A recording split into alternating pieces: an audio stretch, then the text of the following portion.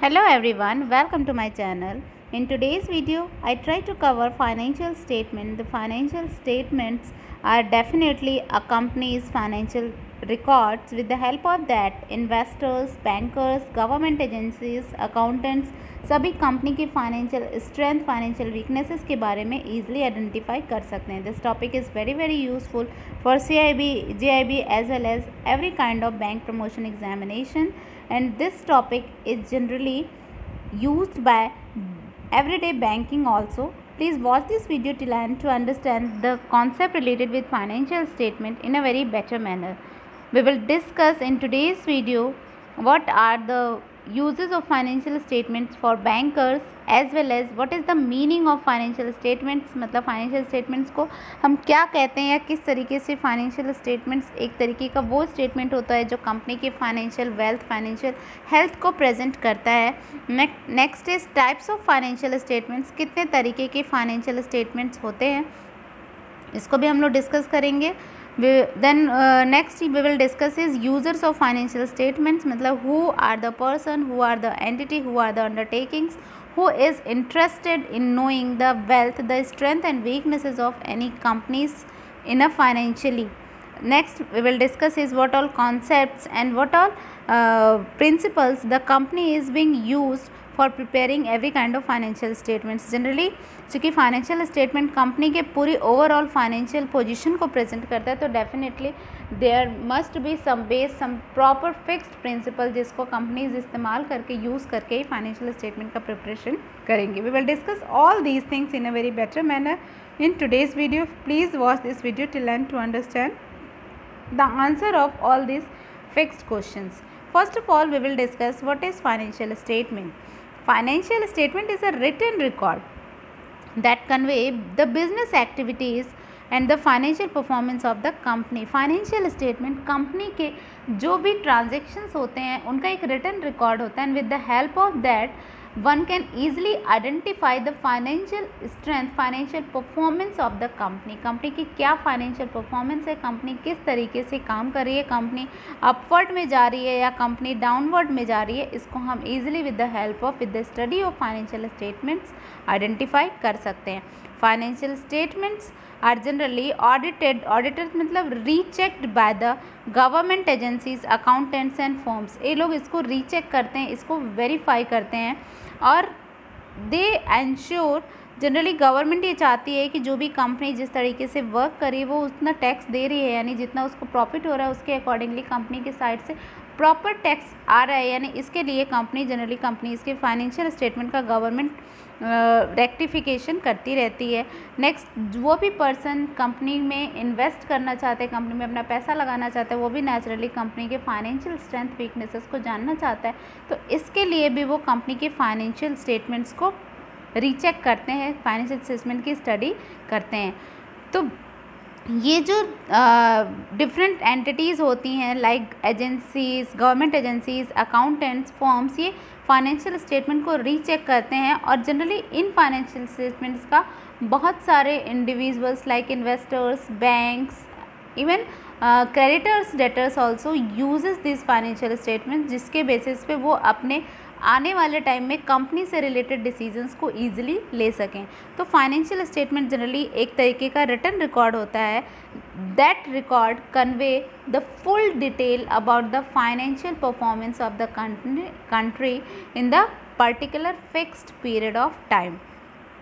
Now we will discuss what are the financial statements या किस किस तरीके के फाइनेंशियल स्टेटमेंट्स होते हैं. चूँकि फाइनेंशियल स्टेटमेंट्स तो बहुत सारे तरीके के होते हैं but generally there are 4 types of financial statement जो कि मैक्सिमम कंपनीज प्रिपेयर करती हैं, जिसमें फर्स्ट है हमारा इनकम स्टेटमेंट. कंपनी ने जो भी अर्निंग की हुई है उसके बेसिस पे उसके जो स्टेटमेंट को बताते हैं उनको हम इंक्लूड करते हैं इनकम स्टेटमेंट में. Next one is balance sheet. Company के जो एसेट्स और कंपनी के लाइबिलिटीज़ हैं इसको प्रेजेंट करने के लिए जो कंपनी एक स्टेटमेंट बनाती है that is known as balance sheet. और बैलेंस शीट जनरली हर एक कंपनी के द्वारा बनाया जाता है. बैलेंस शीट बहुत ही ज़्यादा यूज़ किया जाता है for analysing the financial statements. और बैलेंस शीट के जो प्रोफार्मा या वी कैन से जो बैलेंस शीट का जो वे ऑफ प्रेजेंटेशन होता है वो ईजिली सबके समझ में आने का बहुत ईजी होता है सबको समझने के लिए। और बैलेंस शीट एक ऐसा स्टेटमेंट होता है जिसके थ्रू कंपनी के पास कितनी एसेट्स और कितनी लाइबिलिटीज़ हैं उसके बेसिस पे हम कंपनी के स्ट्रेंथ और वीकनेसेस को ईजिली आइडेंटिफाई कर सकते हैं। जनरली ये कहा जाता है कि कंपनी के एसेट्स इक्वल टू कंपनी की लाइबिलिटीज़ होनी चाहिए, जितनी कंपनी के पास एसेट्स है उतनी ही लाइबिलिटीज़ होनी चाहिए। तो इसमें अगर कोई भी इंक्रीज़ और डिक्रीज़ है उसके बेसिस पे हम कंपनी के स्ट्रेंथ, कंपनी के वीकनेसेस, कंपनी के आने वाले सालों में परफॉर्मेंस को easily predict up to certain extent कर सकते हैं। Next, financial statement is statement of retain earning. Company ने अपने पास कितना रिटेन करके रखा है फंड, कंपनी ने कितना होल्ड करके रखना है अपने प्रॉफिट में से पर्टिकुलर ईयर में, इसके बेसिस पे हम आइडेंटिफाई कर सकते हैं कंपनी के फर्दर आने वाले सालों में क्या प्लानिंग है, क्या कंपनी के ग्रोथ आस्पेक्ट है, कंपनी के क्या एक्सपेंशन की प्लानिंग है। ये सारी चीज़ें भी हम with the help of statement of retain earning identify कर सकते हैं। Next one is statement of changes in financial position. Changes इस फाइनेंशियल पोजीशन में जनरली 3 स्टेटमेंट्स बनते हैं, changes in working capital, changes in cash position and changes in overall financial position. इन तीनों को ही हम इंक्लूड करते हैं statement of changes in financial position of the business. ये 3 स्टेटमेंट्स भी जनरली कंपनीज प्रिपेयर करती हैं, लेकिन ये जो टाइप्स ऑफ फाइनेंशियल स्टेटमेंट्स ये ज़रूरी नहीं होता हर एक कंपनी सभी स्टेटमेंट्स बनाए, और ये कंपनी टू कंपनी डिपेंड करता है, कंपनी टू कंपनी डिफर करता है, कंपनी के टाइप के ऊपर डिपेंड करता है कि कौन सी कंपनी किस टाइप की है और कौन से फाइनेंशियल स्टेटमेंट को जनरली उनको बनाना चाहिए। जो कंपनीज बहुत ज़्यादा वर्किंग कैपिटल के यूटिलाइजेशन, बहुत ज़्यादा वर्किंग कैपिटल के यूज़ में या शॉर्ट टर्म फंड्स के इनफ्लो आउटफ्लो में बहुत ज़्यादा इंगेज रहती है, वो generally statements of changes in financial position को प्रिपेयर करती हैं। Otherwise the company generally use to prepare income statement, balance sheet. ये दोनों जो स्टेटमेंट्स होते हैं जनरली हर एक कंपनी प्रिपेयर करते हैं। These 2 statements are widely being used by the banks, financial institutions, government agencies and every kind of undertaking individual who is interested in the financial strength and weaknesses of the company. Next we will discuss is who are the users of financial statements, जो कि financial statements के बारे में जानना चाहते हैं, financial statements के लिए बहुत ज़्यादा इंटरेस्टेड होते हैं। तो हम कह सकते हैं सबसे पहले जो यूज़र होते हैं वो होते हैं banks, creditors, lenders and investors. ये लोग इसलिए इंटरेस्टेड होते हैं because they are going to provide some kind of funds to the company. और नेचुरली अगर कोई भी कंपनी जिसको कि कोई प्रॉपरली जानता नहीं हो उसको अगर फंड्स देना चाह रहा हो तो नेचुरली वो चाहेगा कि कंपनी के क्या स्ट्रेंथ है, कंपनी के पास क्या कैपेबिलिटी है, कंपनी के पास कितने एसेट्स अवेलेबल है, जिसके बेसिस पे कंपनी अगर कभी भी कोई कंटीजेंसी कंडीशन आ गई, हो सकता है कंपनी अगर वाइंड अप में जाने लगी तो उस केस में कंपनी किस लेवल तक जो भी एडवांस या जो भी फंड्स ली होगी वो उसको वापस कर पाएगी। तो इसके कारण generally bankers, creditors, lenders and investors company के फाइनेंशियल स्टेटमेंट्स की प्रॉपर एनालिसिस करते हैं या उसमें इंटरेस्टेड रहते हैं। नेक्स्ट वन इज गवर्नमेंट या रेटिंग एजेंसीज की हम बात करें तो गवर्नमेंट इसलिए इंटरेस्टेड रहती है, government on the basis of the profit year two year company, government ये चाहती है कंपनी से उसको प्रॉपरली उतना ही रिटर्न मिल सके। तो इसके कारण भी गवर्नमेंट एजेंसीज ये चाहती हैं कि हमको पर्टिकुलर टैक्स मिलता रहे और उतना ही टैक्स मिले जितना कि कंपनी ने, जिस अकॉर्डिंगली कंपनी ने अपने प्रॉफिट को प्रेजेंट किया है। तो इसके लिए भी गवर्नमेंट इंटरेस्टेड रहती है कंपनी के फाइनेंशियल स्टेटमेंट्स में। Next we can say is rating agencies. Company की जो भी रेटिंग एजेंसीज होती हैं जो कंपनी को रेट प्रोवाइड करती हैं, grade we can say provide करती हैं, वो भी कंपनी के फाइनेंशियल स्टेटमेंट्स को ही स्टडी करती हैं और उसके बेसिस पे कंपनी को रेट्स प्रोवाइड करती हैं। Next is the customer, employees and general public. ये लोग भी कंपनी के फाइनेंशियल स्टेटमेंट्स में इंटरेस्टेड रहते हैं because they definitely want to know कि आने वाले सालों में किस तरीके की कंपनी की पोजीशन होगी या मार्केट में कंपनी ने जो भी प्रोडक्ट या जो भी सर्विस प्रेजेंट किए हैं उसका मार्केट में क्या इमेज होगा। ये सारी चीज़ों को आइडेंटिफाई करने के लिए customers, employees as well as general public we can say financial statements को स्टडी करते हैं। Next one is analyst. जो भी फाइनेंशियल स्टेटमेंट के एनालिस्ट होते हैं they definitely have a full interest in the financial statements of the company. तो हमें समझ में आ गई फाइनेंशियल स्टेटमेंट्स क्या होती है, financial statements is written record. और कौन कौन यूज़ करता है, मतलब बैंकर्स या जो भी लोग कंपनी को पैसे प्रोवाइड करते हैं, जो भी लोग कंपनी को फंड प्रोवाइड करते हैं, जो भी कंपनी में काम करते हैं, जो भी कंपनी से कुछ भी लेते हैं, कंपनी को कुछ भी देते हैं, वो डेफिनेटली सभी कंपनी के फाइनेंशियल पोजीशन में इंटरेस्टेड रहते हैं, इसलिए वो फाइनेंशियल पोजीशन की स्टडी करते हैं।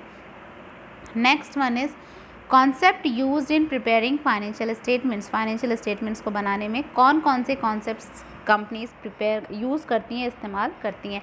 बेसिकली फाइनेंशियल स्टेटमेंट्स वो स्टेटमेंट्स होते हैं जो कंपनी की आज ही नहीं बल्कि पिछले सालों के भी कंपनी के स्ट्रेंथ और वीकनेसेस को, पिछले सालों की कंपनी की परफॉर्मेंस को भी प्रेजेंट करती हैं। तो इसके कारण कंपनी को डेफिनेटली कुछ proper principles, rules and regulations को फॉलो करके ही इन स्टेटमेंट को बनाना होता है, ताकि कहीं भी कोई भी कॉन्ट्रडिक्शन अराइज ना हो, कोई ऐसी सिचुएशन अराइज ना हो जिसमें ये कह सके कि कंपनी ने लास्ट ईयर इस तरह से लिखा था, इस ईयर इस तरीके का चीज़ क्यों बाहर आई। तो इसलिए कंपनी जनरली फिक्स्ड कॉन्सेप्ट्स और कन्वेंशंस को यूज़ करके ही फाइनेंशियल स्टेटमेंट्स का प्रिपरेशन करती है, जिससे कि company year two year easily अपने ही जो स्ट्रेंथ और वीकनेसेस है, परफॉर्मेंस है, उसको कंपेयर कर सके, एज वेल एज अगर कंपनी से दूसरे कंपनी का भी कंपेरिजन करना चाहे तो ईजिली उनका कंपेरिजन किया जा सके। First concept that is being used for preparing financial statement is business entity concept. Business entity concept, that we understand this concept with the example. जैसे मान लीजिए कोई एक मिस्टर एक्स हैं, उन्होंने ABC कंपनी को स्टार्ट किया, तो मिस्टर एक्स की जो भी एसेट्स और लाइबिलिटीज़ होंगी वो हमेशा अलग लिखी जाएंगी और मिस्टर ABC के एसेट्स और लाइबिलिटीज़ को अलग लिखा जाएगा। मतलब we can not overlap, we cannot make a single statement for the assets and liabilities of Mr. X and ABC, because Mr. A and ABC both are separate entity or business is not never mixed with the owner of the company. Mister A ने अगर कुछ fund दिया है ABC को, तो definitely वो fund जो है वो ABC कंपनी के लिए एज ए लाइबिलिटी होगा और किसी भी तरीके से या किसी भी उस सोर्स में कंपनी को कभी ना कभी उन पैसों को मिस्टर एक्स को रिटर्न करना होगा, एज वेल एज उनका पैसों के बिहाफ में कंपनीज़ को लगातार कुछ ना कुछ डिविडेंड के फॉर्म में उनको देते रहना होगा। Next we can say is money measurement concept. Money measurement concept generally ये बताता है कि जो भी बिजनेस में ट्रांजैक्शंस हो रहे हैं वो हमेशा मनी के टर्म में होंगे। Money we can say is पैसे के टर्म में ही होंगे। मतलब पैसे का मतलब होता है जो भी ट्रांजैक्शंस, जो भी लेन देन पैसे के, जो भी लेन देन मनी के टर्म में हुए हैं उन्हीं को ही लिखा जाता है बिजनेस में।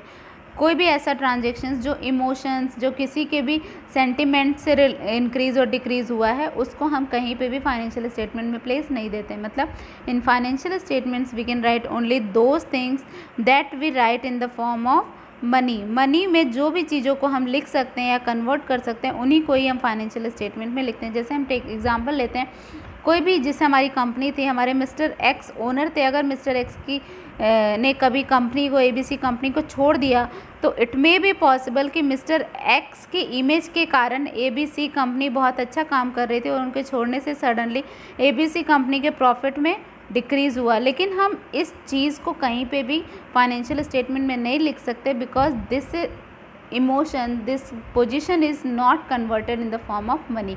हम किसी इमोशन, किसी क्वालिटी को हम मनी के टर्म में कन्वर्ट नहीं कर सकते, इसलिए we can not give any place to the all the transactions that is not directly related और directly converted in the money.